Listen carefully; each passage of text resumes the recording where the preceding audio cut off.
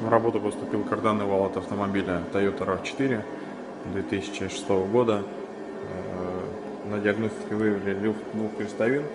Клиент об этом знал сам, но так как выполнено подкернение, заменить крестовины не смог. Соответственно, привез свои крестовины. Крестовины были в размер, то есть переделывать, перетачивать ничего не надо. Но крестовины меняются путем приварных чашек. То есть керна такого нету на 21, приходится делать чашками.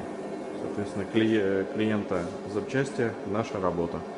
Карданный вал отбалансировали и устанавливаем на автомобиль. На всю работу ушло порядка 1,5 часа.